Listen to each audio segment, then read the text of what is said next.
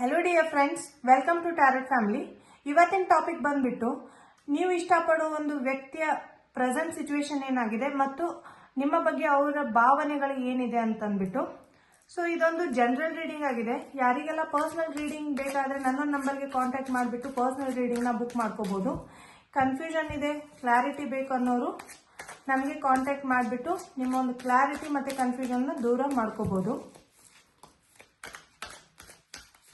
ಈ ಒಂದು ರೀಡಿಂಗ್ನ ನೀವು ಕ್ಲೇಮ್ ಮಾಡೋದಕ್ಕೆ ಥ್ಯಾಂಕ್ ಯು ಯೂನಿವರ್ಸ್ ಅಂತ ಕಮೆಂಟ್ ಬಾಕ್ಸಲ್ಲೇ ಹಾಕಬೇಕಾಗುತ್ತೆ.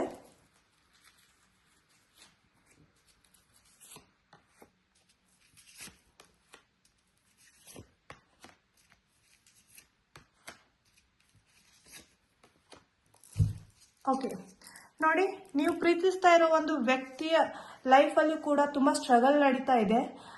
ಅವರ ಮನಸ್ಸಲ್ಲಿ ಅನ್ನೋದಕ್ಕಿಂತ ನಿಮ್ಮ ಮನಸ್ಸಲ್ಲಿ ಅವರು ನಿಮಗೆ ಮೋಸ ಮಾಡ್ತಾ ಇದ್ದಾರೆ ಅನ್ನಿಸ್ತಾ ಇದೆ. ಆದರೆ ಖಂಡಿತ ಅವರು ನಿಮಗೆ ಮೋಸ ಮಾಡ್ತಿಲ್ಲ. ಅವರ ಒಂದು ಫೀಲಿಂಗ್ಸ್ನ ಅವರು ಕಂಟ್ರೋಲ್ ಮಾಡ್ತಾ ಇದ್ದಾರೆ.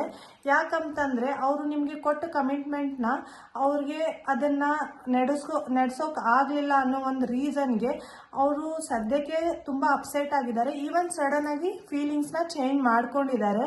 ಎಲ್ಲೋ ಒಂದು ಸೈಡು ಅವ್ರಿಗೆ ತುಂಬಾ ಹರ್ಟ್ ಆಗಿದೆ. ಈವನ್ ಅವರು ತಮ್ಮ ಕರಿಯರ್ ಕಡೆ ತುಂಬ ಫೋಕಸ್ ಮಾಡ್ತಾ ಇದ್ದಾರೆ.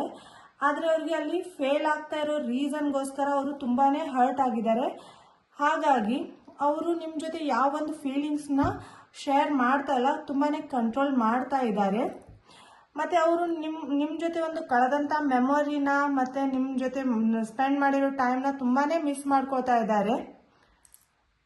ಸೊ ಸ್ವಲ್ಪ ವೇಟ್ ಮಾಡಿ ಅಂತ ನಾನು ಹೇಳ್ತೀನಿ. ಸೊ ಈ ಒಂದು ವಿಡಿಯೋ ನಿಮಗೆ ಇಷ್ಟ ಆಗಿದ್ರೆ ಶೇರ್ ಕೂಡ ಮಾಡಿ ಮತ್ತು ಕಮೆಂಟ್ ಬಾಕ್ಸಲ್ಲಿ ಥ್ಯಾಂಕ್ ಯು ಯೂನಿವರ್ಸ್ ಅಂತ ಕೂಡ ಕಮೆಂಟ್ ಮಾಡಿ. Thank you so much.